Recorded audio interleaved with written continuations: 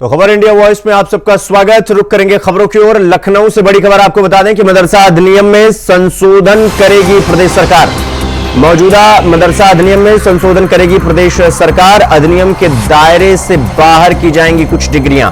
कामिल और फाजिल डिग्री को नहीं मिलेगी मान्यता। मदरसा एक्ट में बदलाव करेगी यूपी सरकार। शासन स्तर पर तैयार किया जा रहा है प्रस्ताव। तो आपको बता दें कि उत्तर प्रदेश सरकार मदरसा अधिनियम में महत्वपूर्ण संशोधन करने जा रही है और इस संशोधन के तहत कुछ मदरसा डिग्रियों को अधिनियम के दायरे से बाहर किया जाएगा। विशेष रूप से कामिल और फाजिल प्रमाण पत्र देने वाले मदरसों को अब मान्यता नहीं दी जाएगी। यह कदम शासन स्तर पर तैयार किया जा रहा है और इसके लिए विस्तृत प्रस्ताव तैयार किया जा रहा है। आपको बता दें कि हाल ही में सुप्रीम कोर्ट की 3 न्यायाधीशों की पीठ ने महत्वपूर्ण फैसला सुनाते हुए उत्तर प्रदेश मदरसा बोर्ड एक्ट 2004 को संवैधानिक करार दिया और सुप्रीम कोर्ट के इस फैसले से राज्य के लगभग 17 लाख मदरसा छात्रों को बड़ी राहत मिली है, क्योंकि इससे उनकी शिक्षा और भविष्य की पढ़ाई के लिए अनिश्चितता खत्म हो गई है। तो ये बड़ी खबर हम आपको बता दें। तो इस खबर पर हमारे साथ इंडिया वॉइस के UP state coordinator Anil Pathak ji हमारे साथ जुड़ गए हैं। अनिल जी, जिस तरह से उत्तर प्रदेश सरकार अब मदरसा अधिनियम में संशोधन करने जा रही है, क्या कुछ संशोधन देखने को मिल सकता है इस एक्ट में?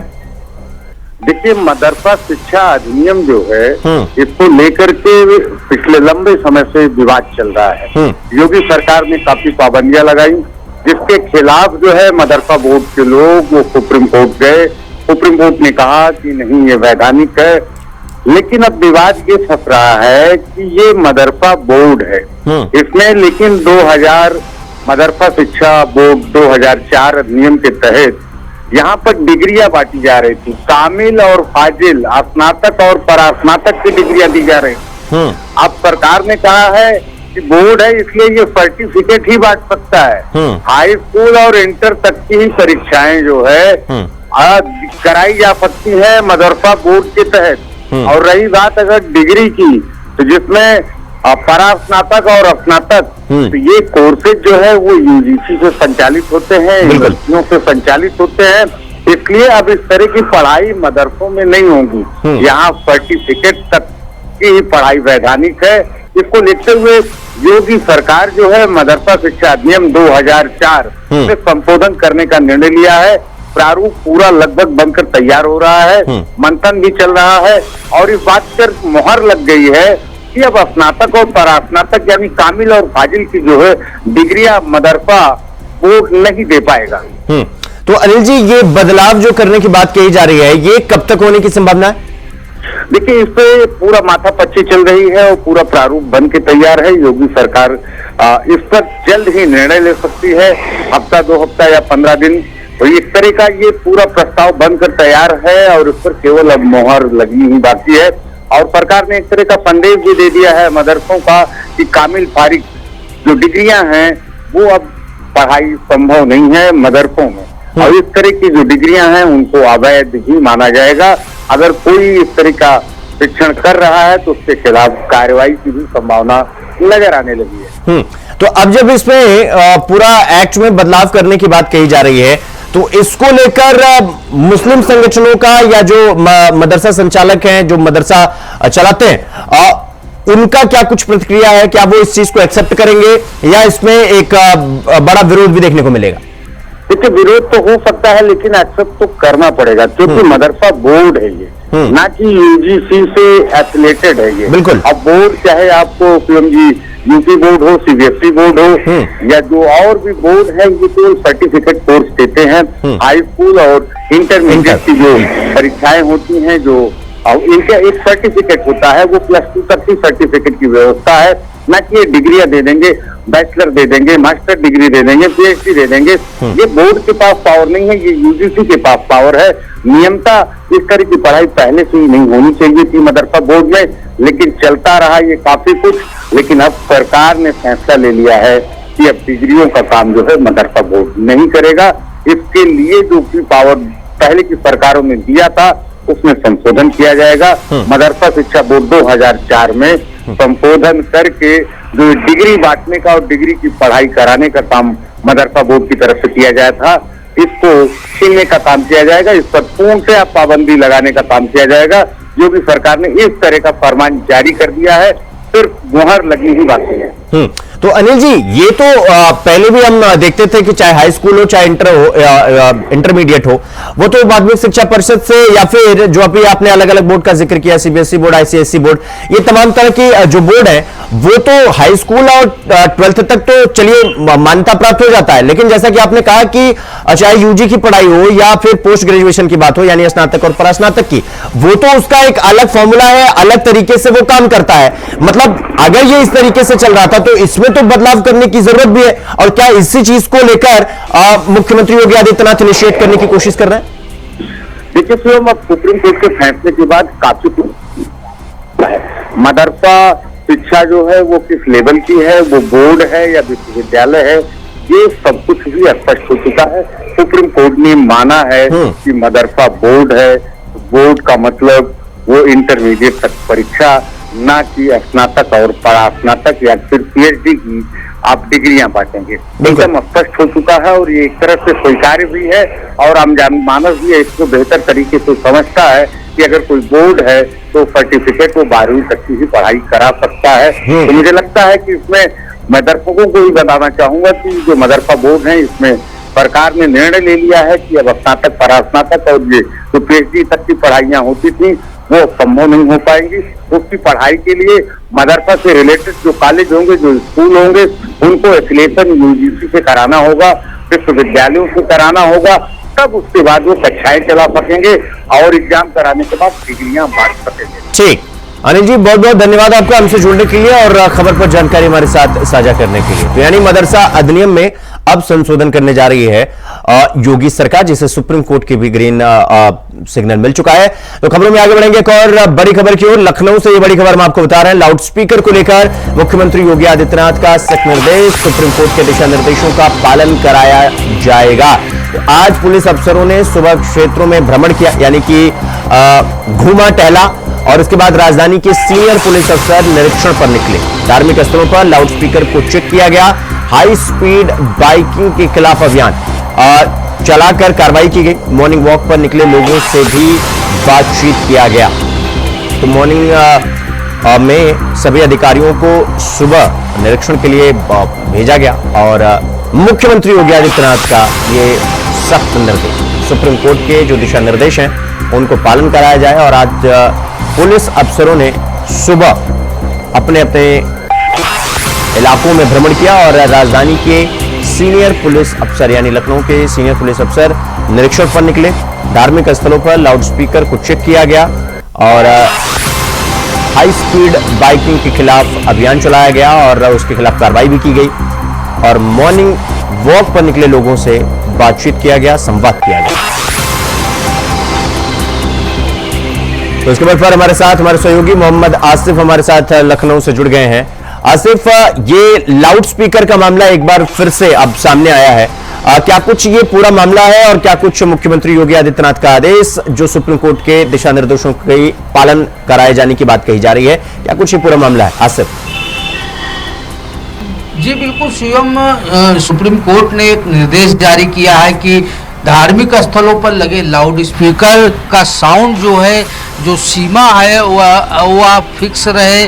ज़्यादा तेज लाउड स्पीकर नहीं बननी चाहिए जिससे किसी को कोई दिक्कत ना हो। और सुप्रीम कोर्ट के निर्देश पर योगी सरकार ने सख्त निर्देश भी दिया है कि धार्मिक स्थलों पर लगे लाउड स्पीकर जो है सीमा के तहत ही जो है बजाए जाए, वह तेज ध्वनि में न बजाया जाए। और इसी को देखते हुए आज कमिश्नरेट पुलिस के अफसर सड़क पर उतरे, मोहल्लों में जाकर जो धार्मिक स्थल थे, चाहे मंदिर हो या मस्जिद हो, गिरद्वारा हो या फिर चर्च, यहाँ पर एक सीमा के अंदर लाउड स्पीकर की आवाज़ रखने का निर्देश दिया गया। और साथ ही साथ जो धर्मगुरु थे उनसे मुलाकात भी किया पुलिस के अफसरों ने। उन्हें जो नियम है, कानून है और जो कायदे हैं उसके बारे में बताया भी गया।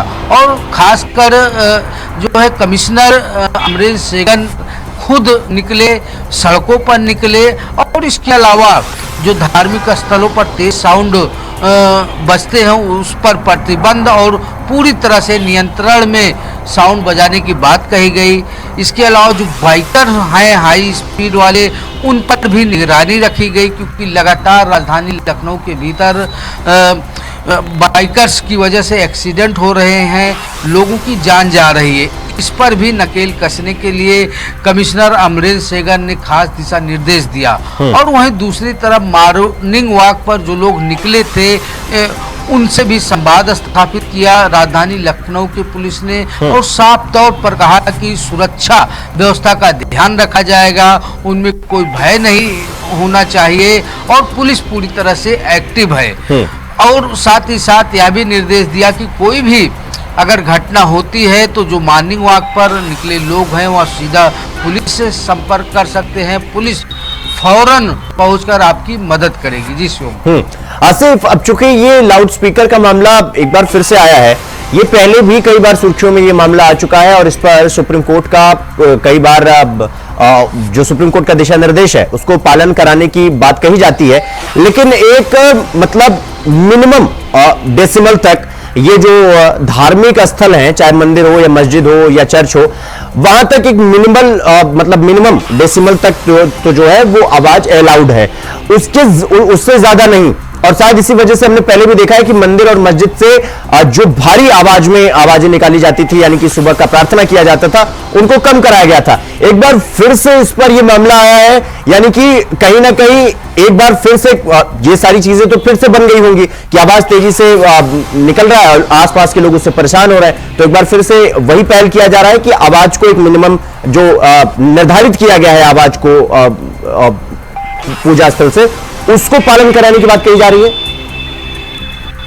जी बिल्कुल, सुप्रीम कोर्ट ने साफ तौर पर तेज आवाज में बजने वाले लाउड स्पीकर पर रोक लगाई है, डीजे पर रोक लगाई है, और जिस तरह से वैवाहिक कार्यक्रमों और धार्मिक आयोजनों में डीजे बजते हैं, इससे कहीं ना कहीं लोगों को समस्याओं का सामना करना पड़ता है। जो बीमार लोग हैं उन्हें काफी दिक्कतें होती हैं, और इसी को ध्यान में रखते हुए जिस तरह से एक अभियान चलाया गया राजधानी लखनऊ की पुलिस की तरफ से, हालांकि यह निर्देश जो है पूरे देश में लागू है। यूपी की पुलिस समय समय पर अभियान चलाती है, क्योंकि छूट मिलने पर कहीं ना कहीं जो धार्मिक स्थल है वहाँ से तेज साउंड में जो है लाउड स्पीकर की आवाज होती है, इससे लोगों को काफी दिक्कतों का सामना करना पड़ता है। एक बार फिर से राजधानी लखनऊ की पुलिस सड़कों पर उतरी, लोगों को नसीहत दी और यह कहा कि मिनिमम डेसिबल में ही लाउड स्पीकर बजने चाहिए, जिससे किसी को कोई दिक्कत का सामना न करना पड़े। हालांकि इसके पहले जिस तरह से जो अभियान चलाया गया उस पर सरकार के इस आदेश पर कहीं ना कहीं टिप्पणी भी हुई, खासकर मस्जिदों पर जिस तरह से लाउड स्पीकर उतरवाए जाने का वही मामला सामने आया, मंदिरों पर से भी लाउड स्पीकर हटाए गए। लेकिन सरकार का रुख साफ है कि चाहे मंदिर हो या मस्जिद हो या गुरुद्वारा, सभी जगह से लाउड स्पीकर जो नियम है लाउड स्पीकर का उसका पालन नहीं किया जाएगा, उसका उल्लंघन किया जाएगा तो लाउड स्पीकर भी उतरवा दिया जाएगा और साथ ही साथ कार्रवाई भी की जा सकती है। और इसी आदेश और निर्देश के तहत जिस तरह से राजधानी लखनऊ की पुलिस ने पैदल मार्च करते हुए लोगों को इसकी जानकारी दी और यह भी बताया कि अगर इसके बावजूद अगर कोई नहीं मानता है तो उसके खिलाफ वैधानिक कार्रवाई भी की जा सकती है। जी ठीक है आसिफ, बहुत बहुत धन्यवाद आपका हमसे जुड़ने के लिए और खबर पर जानकारी हमारे साथ साझा करने के लिए। तो पुलिस अफसरों ने सुबह अपने अपने क्षेत्रों में भ्रमण किया और लाउड स्पीकर को लेकर मुख्यमंत्री योगी आदित्यनाथ एक बार फिर सख्त हो गए हैं और सुप्रीम कोर्ट के दिशा निर्देशों का पालन करने की और पालन कराने की बात कही जा रही है, यानी कि एक मिनिमम आवाज तक धार्मिक स्थलों में वो पूजा पद्धति से पूजा पाठ किया जा सकता है, उससे ज्यादा नहीं।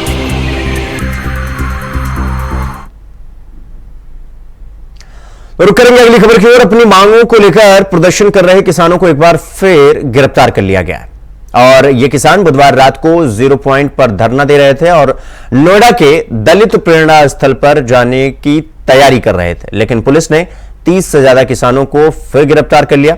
वहीं पुलिस की इस कार्रवाई से किसानों में आक्रोश है। दरअसल बुधवार शाम को सीएम योगी ने कानून व्यवस्था की समीक्षा की और इस दौरान उन्होंने कहा कि अराजकता कहीं भी बर्दाश्त नहीं की जाएगी, चाहे वो संभल हो या ग्रेटर नोएडा। इसके बाद आनन फानन में पुलिस ने एक्शन लिया। किसान संगठनों के नोएडा आने के ऐलान के बाद यमुना एक्सप्रेसवे के 0 पॉइंट पर भारी पुलिस बल तैनात किया गया और किसानों को रोकने के लिए पुलिस ने जगह जगह बैरिकेडिंग कर रखी है।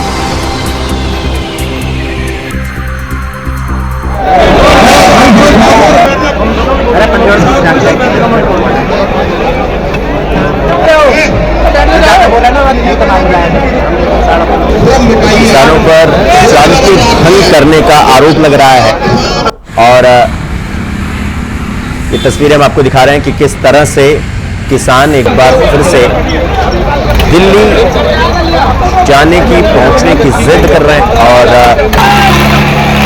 लखनऊ से मुख्यमंत्री योगी आदित्यनाथ का यह आदेश है कि अराजकता कहीं भी बर्दाश्त नहीं की जाए। हमारे साथ हमारे सहयोगी पुष्पेंद्र चौधरी न्यूज रूम से लाइव हमारे साथ जुड़ गए हैं। पुष्पेंद्र, जिस तरह से किसान और वर्सेस प्रशासन की लड़ाई इस वक्त चल रही है, लेकिन मुख्यमंत्री का सख्त आदेश कि अराजकता बर्दाश्त नहीं की जाएगी। उन्होंने संभल का भी जिक्र किया, उन्होंने नोएडा का भी जिक्र किया, यानी कहीं ना कहीं किसान जो उग्र हो रहे हैं उससे अव्यवस्था फैल रही है और इसीलिए मुख्यमंत्री का ये निर्देश।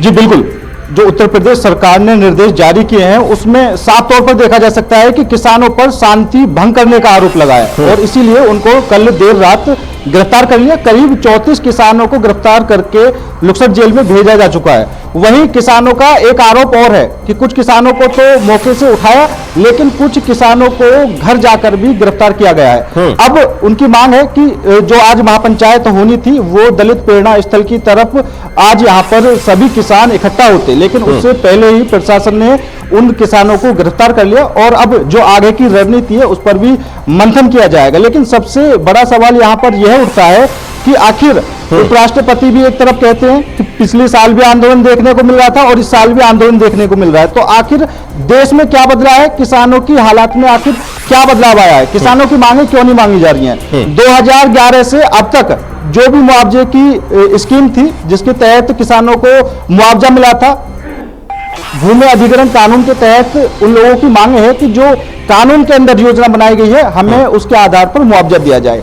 10% प्लॉट आवंटित करने के लिए किसानों ने कहा है कि अगर उनको मुआवजा दिया जाता है तो अगर प्राधिकरण यहाँ पर विकास करता है, जो भी उनके प्रोजेक्ट होंगे उनके अंदर 10% प्लॉट उनको दिया जाए, आने वाली किसानों की पीढ़ी उस प्लॉट का फायदा उठा सके और रोजगार के जो धंधे हैं वो वहां पर खुल सके।